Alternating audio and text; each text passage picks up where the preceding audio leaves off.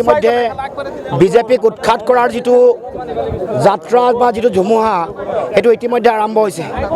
আজি সৰভোগ ভৱানীপুৰতো ৰাইজে দেখিলে আৰু অসমৰ সকলো প্ৰান্ততে জনগণে বিজেপিৰ ভ্ৰষ্টাচাৰী শাসন, সাম্প্ৰদায়িকতাৰ ঘৃণাৰ ৰাজনীতি, জনগণক বিভিন্ন ধৰণে কৰ কাটলৰ বোজা জাপি দি অত্যাৱশ্যকীয় সামগ্ৰীৰ মূল্য বৃদ্ধি কৰি 53 বছৰ বিদেশীৰ বোজা জাপি দি 27খন টোল গেটৰ বোজা জাপি দি 2,16,000 কোটি টকা যেতিয়া ঋণৰ বোজা দিলে, 50,000 বিঘা মাটি আম্বানী, আদানী, ৰামদেৱক জাপি দিবৰ কাৰণে যেতিয়া ষড়যন্ত্ৰ কৰিলে আৰু হিতাধিকাৰী আঁচনিৰ নামত মহিলাসকলক লাইন কৰোৱাই ৰেগিং কৰা দি তেওঁলোকক নিৰ্বাচনী অভাৱত প্ৰচাৰ চলাই তেওঁলোকক টকা পইচা দিলে, তাৰ মাজত এনেকুৱা হেঁচা ঠেলাত বহু মহিলা ৰোগাক্ৰান্ত হৈ মৃত্যুমুখতো পৰিলে।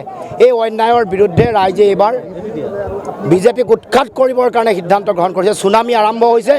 আজি ইয়াত যিটো পৰিৱেশ দেখিলে, ইয়াত ধুমুহা নহয়, লাহে লাহে চুনামিৰ ৰূপ ধাৰণ কৰিব আৰু এইবাৰ অসমত বিৰোধীৰ চৰকাৰ হ'ব, গৌৰৱ গগৈ মুখ্যমন্ত্ৰী হ'ব আৰু আমাক যি অন্যায় কৰি আহিছে, যি ৰাজনৈতিকভাৱে অন্যায় কৰিছে, 6 নম্বৰ দফা কাৰ্যকৰী নকৰিলে, NRC তেওঁলোকে উন্নীতকৰণ নকৰিলে, অসম চুক্তি তেওঁলোকে ৰূপায়ণ নকৰিলে, বান গৰাখহনীয়া সমস্যা সমাধান নকৰিলে, তাৰ লগে লগে বিভিন্ন ধৰণৰ সাংবিধানিক যিবোৰ অনুষ্ঠান আছে এইবোৰক বুঢ়া আঙুলি দেখুৱাই কাৰোবাক হত্যা কৰিছে, কাৰোবাক এক্সট্ৰা জুডিচিয়েল কিলিং কৰি দিয়া হৈছে।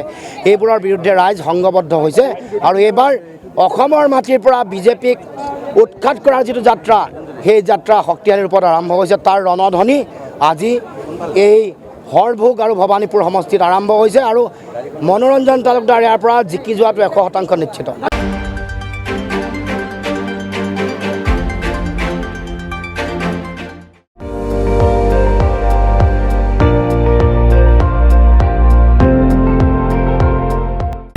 আপুনি চাই আছে ND24, সৰ্বশ্ৰেষ্ঠ নহয়, সৰ্বোত্তমৰ দৌৰ।